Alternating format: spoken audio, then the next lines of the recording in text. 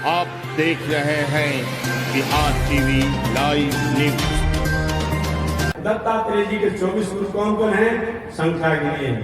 पृथ्वी, वायु, आकाश, जल, अग्नि, चंद्रमा, सूर्य, कबूतर, अजगर, सांप, समुद्र, पतंग, मधुमक्खी, हाथी, शहद निकालने वाला शिकारी, हिरण, मछली, पिंगला, वेश्या, क्रूर पक्षी, बालक, कुमारी कन्या और बाण बनाने वाला कारीगर और पुनः सर्प और मकड़ी और 24वां भृंगी।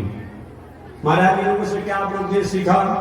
तो पृथ्वी से क्षमा सीखा, पृथ्वी से परोपकार सीखा, लघुशंका, पैखाना, उपद्रव सारा कुछ पृथ्वी पर ही करते हैं। फिर भी पृथ्वी माता हमारे उपकार का काम करती है, परमार्थ का काम करती है। ये क्षमा सीखी। वायु द्वारा वायु बहते रहता है। कोई चंदन का वृक्ष हो, उसकी गंध को लेकर वही रुक नहीं जाता है। कहीं कूड़ा करकट हो तो उसको छोड़कर कहीं अलग नहीं हट जाता है। संत महात्मा होने चाहिए। ये समाज में जो भी लोग हों, अच्छे हों, भले हों, बुरे हों, सबके साथ पास जाकर नदी जाकर के उनको अच्छे मार्ग में प्रेरित करिए। ये वायु द्वारा संदेश प्राप्त होता है। तीसरा, आकाश। आकाश पूरे दुनिया में है, लेकिन दुनिया में रहने के बाद भी तो कहीं प्रतीत नहीं होता है, अपना गुण दिखाता है। जो ताली बजाने पर आवाज आता है, ये आकाश का गुण है। ऐसे चाहिए व्यक्ति को अपना कर्म तो करे, लेकिन दुनिया में अपने कर्म को जनाने कर सकता नहीं, लोग जान जाएंगे। अग्नि, अग्नि कूड़ा करकट से लेकर सबको जलाने का काम करता है। तो ज्ञानी सदाचारी को चाहिए तो क्या करे? अज्ञानता को हटा करके सत्सत पर लोग लगाना चाहिए। चंद्रमा, चंद्रमा क्या करता है?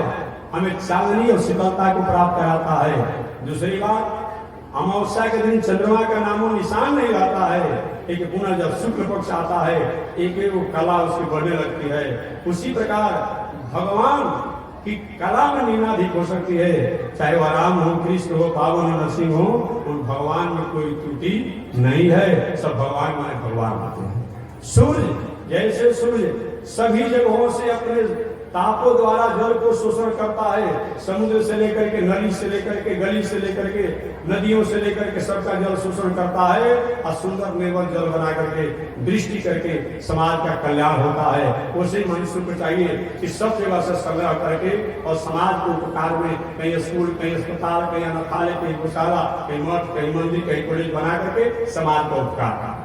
अजगर, कबूतर, कबूतर जो है ये क्या करता है? एक कबूतर एक अपनी पत्नी कबूतरी के साथ रहता था। उसकी बेटा भी थे, बेटी भी थी, पिंजरे में रहते हुए पोते में रहते थे। एक दिन कबूतर कबूतरी दाना चुगने के लिए गए। शिकारी उस पेड़ के नीचे बैठा था, जोर से आंधी तूफान आया।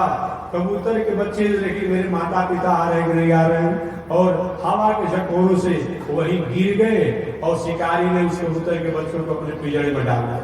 जब कबूतर में आया, उसकी पत्नी आई, क्या मेरा बेटा उस शिकारी द्वारा पकड़ लिया गया है, अब मैं जी कर क्या करूंगा? वो भी पंख को फड़फड़ाते हुए और जाकर शिकारी के सामने गिर पड़ी। शिकारी ऐसे मूर्ख लोग हो गए तो हमारे काम भी बढ़ जाएगा, उसको भी पकड़ कर रख लिया। कबूतर पीछे से आया, मेरा बेटा चला गया, मेरी पत्नी चली गई, अब हमें जी कर क्या करना है? वो भी उसके सामने जाकर गिर गया और उसकी भी मृत्यु हो गई। मानो हम ऐसी आसक्ति नहीं होना है जिस आसक्ति ही हमारे जीवन का कारण हो। अब उसका पुत्र पकड़ लिया गया शिकारी द्वारा, लेकिन कबूतर कबूतरी को चाहता था कि अपने को सुरक्षित हो। हम और आपको भी यही चाहिए कि अपने जीवन में हम क्या करें? परिवार हो है हमारा, लेकिन परिवार में ऐसी आसक्ति न हो जो आसक्ति ही हमारे संकट का कारण है।